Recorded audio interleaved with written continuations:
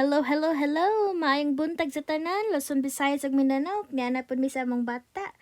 Nagtrabaho mi sa among garden ko bali ingon siya, "Mami, mouli na ko mami kay tugnaw niya." Kadugayan ning ko nga magduwa lang tanak, manginhason lang ta diri ba. Nag-pretend play mi guys ba. Nagpretend kuno hay mi nga nangoy-koy mi sa dagat.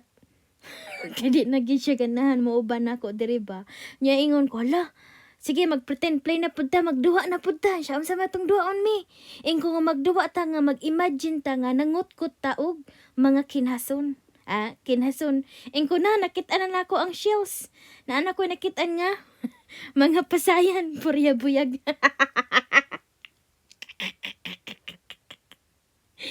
Mapara-paraan ba guys ba?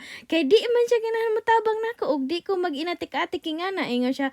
Agoy nanapod ko nakitaan kuno nga shells kuno.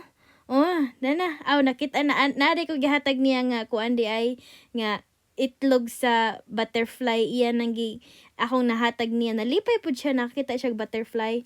Kuan man to siya itlog sa moth. Mahimo na to siya nga butterfly nga moth.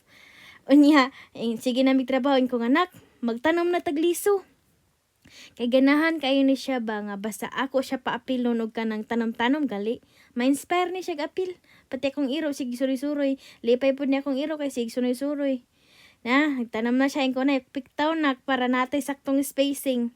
Tarong piktaw kay aron atong mais successful ba tong mais ba?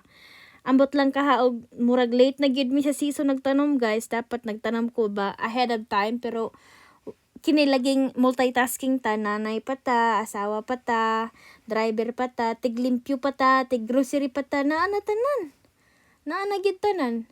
Kay ba mo nga kung ang mga ginikanan ang mga stay-home parents, kung sweldohan sila di ay, dako day tagkita day mga nanay. No, dako tagkita kay ngano daghan man atong trabahoon. Ang kanang mga tatay inigabot sa balay, wana lingkod kaon human. Kita mga nanay inigabot sa balay imo patanan. Muna nga ihag ninyo iyong mga kaugalingong asawa diha oy. Salamatin na ninyo sa ilang hago kay di sayon maging asawa. Ilatanan. So, mo to side note rato na. Gikapoy na siya piktaw-piktaw. Tuslok-tuslok ko na lang nako. Usara ha. O, namati po siya. Lingawan na mo, oy. Usara ha. Kinanglan niya atik-atikan gamay ang bata, no? Para malipay ba? Para mutabang nimo.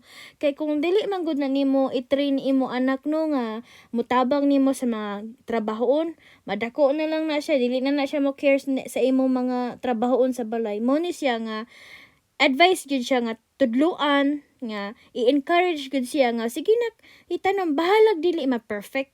Kay mo na akong gi-start niya no, bahalag di ma-perfect na to first year nga ang akong mga tanom nagmaoy jud kay usa man niya kaharop ang kuan.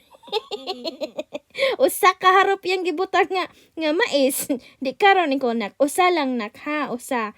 Sa usa ka buho usa ra isulod niya tabunan na pud nato nan. Nalingaw na siya guys no. Nagkapoy na siya, nagduwa-duwa na lang na siya pero at least nakatabang siya nako. Nakatabang siya nako no nya ako po siya i-appreciate pud ba nga salamat nak sa imong pagbulig nako.